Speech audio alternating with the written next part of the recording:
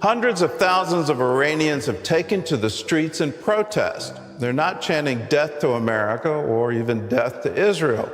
Instead, they're crying out, death to the dictator. Christians are persecuted in Iran, but Pastor Nazanin says that where there is more persecution, the people are more courageous, and they continue to spread the message of Jesus Christ. Gordon? Well, Chris, what can you tell us about the church in Iran? How is it holding up under this persecution? Well, Gordon, I can tell you, first of all, the church is growing. In fact, it's the fastest growing church in the world per capita. And what it's marked by, Gordon, is Muslim coming to faith through dreams and visions. And one told me these dreams and visions, the number of them are sort of off the charts. So they have an underground church, but they also have a cyber church that's connected to the internet. And what I'm hearing, and just to echo what the pastor said, the Iranians, they're spiritually hungry, they're searching for the truth. There's a deep dissatisfaction with Islam. In fact, some are saying Iran is now a post-Islamic country with only a small percentage of Iranians that actually go to the mosque. Many Iranians, they hate the government, they don't hate the West or America, and the regime for that matter, they fear the church, and sometimes perhaps even more than Israel. And many feel the government will collapse and could collapse, and some say the church needs to be ready to respond if that happens inside Iran.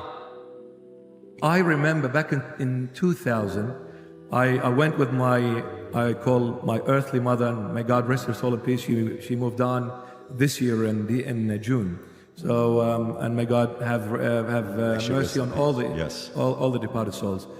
We went to Iran because from my mother's side, there's one side which is Urmijnaya, which is from Iran. So we went to Urmi and we visited the villages around Urmi, and we went to this village called Satlu. Now in Satlu, well, we were walking in those beautiful little villages, alleys, and then people were standing just outside, and I heard this family speaking in Assyrian, and they greeted us in Assyrian, Shalom Aleichem, please do come in, you know, the very hospitable people. So, and then we walked further, and then another family again spoke in Assyrian, and another family in Assyrian. I was still very young, and then for the first time ever, it hit me so beautifully, and I asked a question, I said, how come all these people speak Assyrian? He said, well, the entire village are Assyrian-speaking people. They're all Assyrians. It felt at home, honestly. I must say, it felt at home. I was so happy, because I've never experienced that ever before. Imagine all your neighbors are Assyrians. It's wonderful, it's beautiful. But above all, imagine this neighbor has the love of God and the fear of God. What we are lacking, dear Patrick, is leadership in our nation. Is leadership.